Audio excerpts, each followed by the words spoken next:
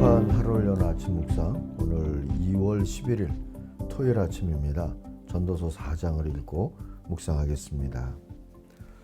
내가 다시 해 아래에서 행하는 모든 학대를 살펴보았도다. 보라, 학대받는 자들의 눈물이로다.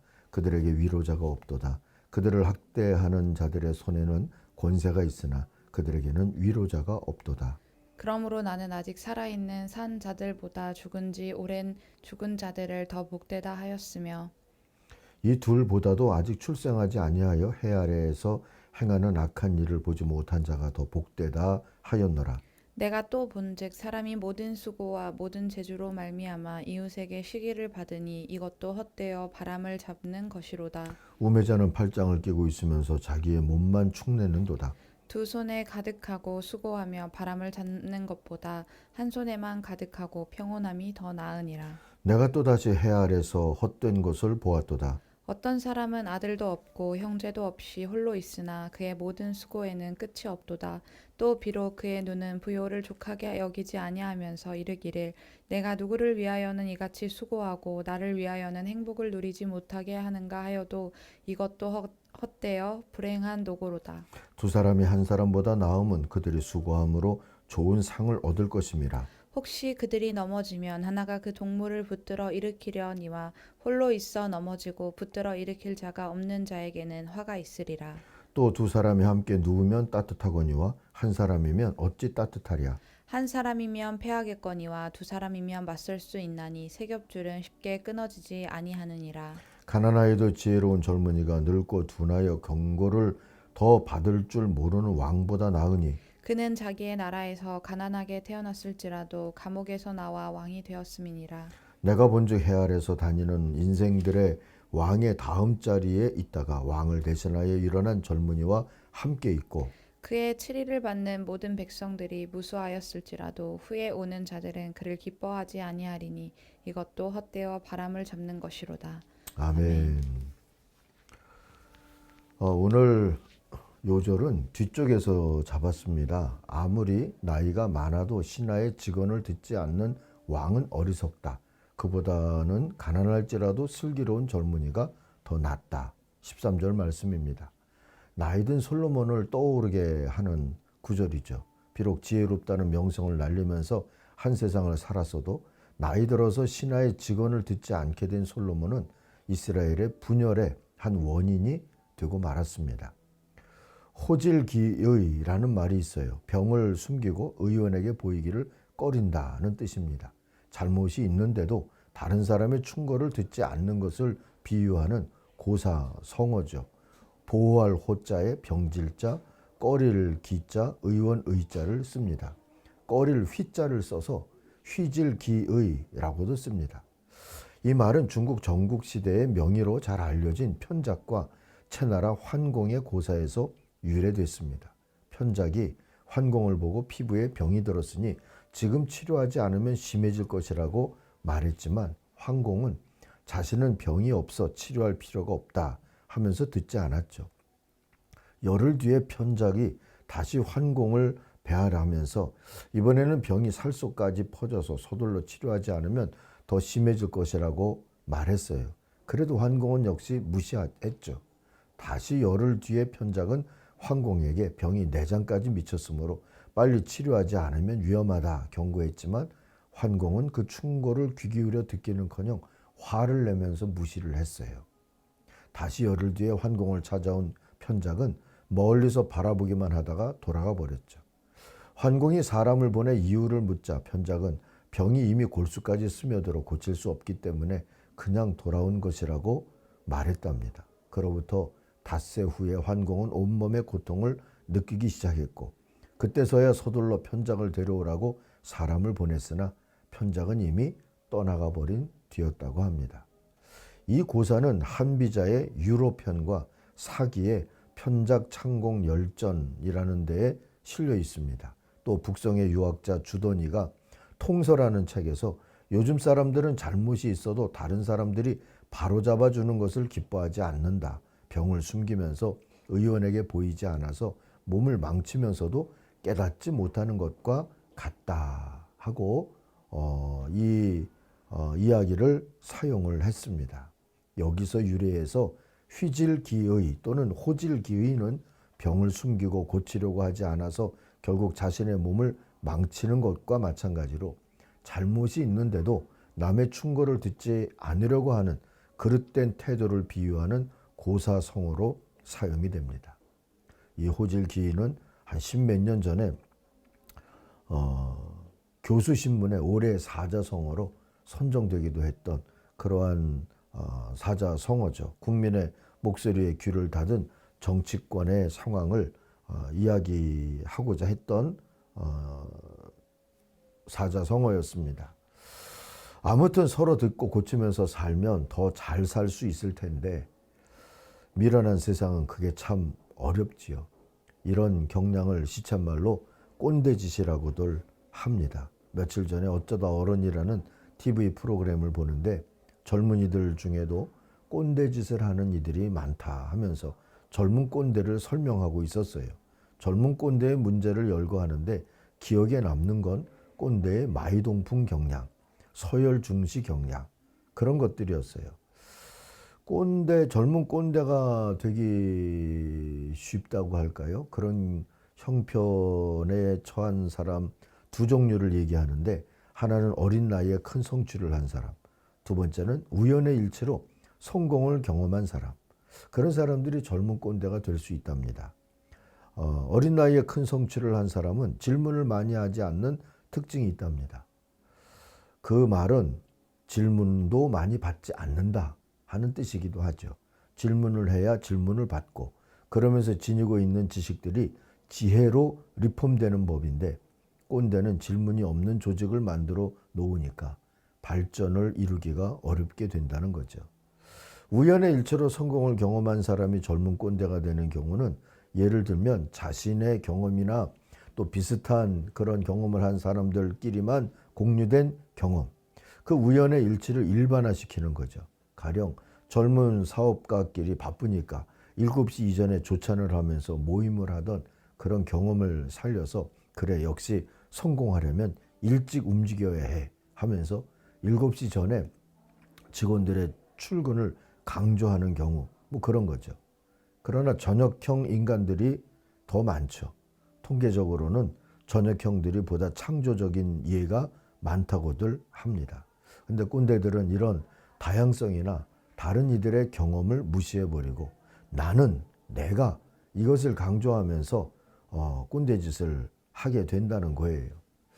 탈꼰대를 위해서 기억해 둘 일을 한 두 가지만 말씀을 드리면 하나는 성공한 것은 기술하래요. 그냥 그때 유가가 좋았어. 또 IMF 후에 뭐 IT를 밀어줄 때였어. 뭐 이런 식으로 성공은 기술하지만 실패는 설명을 하래요. 내가 그때 그렇게 했기 때문에 하고 말이죠. 그럼 많은 사람들이 더 귀를 기울일 수 있다는 거죠. 또 나 때는 이라고 말하기보다 우리 때에는 이라고 말하면 훨씬 더 정보 전달이 될 수가 있다는 겁니다. 그리고 계산되지 않은 행동을 칭찬하래요. 뭔가 계산을 쪽으로 움직이는 그건 아첨이 되기가 쉽고 모략이 되기가 쉬운데 계산되지 않은 행동을 칭찬을 하면 그것이 자율적인 인간을 만들 수가 있다는 겁니다. 제가 대학교 입학했을 때 어린 시절도 아니고요. 대학교 입학을 했을 때 MT를 갔는데 저는 기숙사에 있었기 때문에 뭐 준비해 갖고 올 것이 별로 없어서 그래도 친구들 이렇게 같이 모인 자리에서 내가 뭔가 할 수 있는 게 없을까? 그래서 신발을 이렇게 바로 잡아서 뒤집어 놓은 거를 한번 했는데 그게 친구들이 종익이 착하다. 신발 잘 뒤집어 놓는다. 그 말이 저로 하여금 그걸 늘 했던 짓도 아닌데 그런 것에 신경을 쓰게 만드는 그런 경험이 되더라고요. 그러니까 착하지도 않았는데 착하다고 하니까 착한 짓을 하게 된다 그럴까요? 뭔가 아이들한테도 그런 것이 있지 않을까 하는 그런 생각을 가져봅니다. 여러분, 우리도 내가가 중심이 돼버리면 꼰대가 될 수 있고, 남의 이야기들은 마이동풍으로 들을 수가 있는 그런 기질이 다분히 있다는 거. 또 우리 교회 다니는 사람들에게 오히려 그게 축적되는 경향이 없지 않아 있다는 것을 우리들이 기억해 둘 필요가 있을 것 같고요. 오늘도 꼰대가 아니라 더 주님과 가까운 그런 사람으로 살고자 오늘 하루를 하나님 앞에 드릴 수 있기를 바랍니다. 앞부분을 너무 많이 내버려 두었는데 학대에 대한 얘기를 하는데요. 여기 1절에 보니까 해 아래에서 행하는 모든 학대를 살펴보았다. 학대받는 자들의 눈물이로다. 그들에게 위로자가 없도다 하는 탄식이 나옵니다. 이태원 참사와 관련해서 많은 사람들이 왜 아이들이 거길 갔느냐 그렇게 묻는다고들 하는데 그게 학대죠. 오히려 질문은 왜 거기서 돌아오지 못했느냐 그걸 물어야지, 왜 아이들이 거길 갔느냐고 자꾸 물으면 그 부모 형제들을 학대하는 일이 될 수 있다는 걸 우리들이 기억하면서 학대보다는 위로에 우리의 말 한마디를 더 보태는 복된 날이 되기를 바랍니다. 기도하십시다. 하나님 아버지, 듣고 고칠 줄 아는 우리의 열림의 복을 우리에게 허락하여 주옵소서. 우리 젊은이들이 특별히 마음을 열고 또 좋은 충고들을 들을 수 있게 하여 주시고, 또 작고 크든 경험들이 쌓일 때마다 그것이 남의 이야기를 듣지 않을 이유가 되지 않도록 하나님께서 인도하여 주시옵소서. 학대보다 위로가 많은 그런 공동체가 되도록 하나님 우리를 긍휼히 보시고 인도하여 주옵소서. 예수님 이름으로 기도하옵나이다. 아멘. 하늘에 계신 우리 아버지, 아버지의 이름을 거룩하게 하시며 아버지의 나라가 오게 하시며 아버지의 뜻이 하늘에서와 같이 땅에서도 이루어지게 하소서. 오늘 우리에게 일용할 양식을 주시고 우리가 우리에게 잘못한 사람을 용서하여 준 것 같이 우리 죄를 용서하여 주시고 우리를 시험에 빠지지 않게 하시고 악에서 구하소서. 나라와 권능과 영광이 영원히 아버지의 것입니다. 아멘. 각자 기도하겠습니다.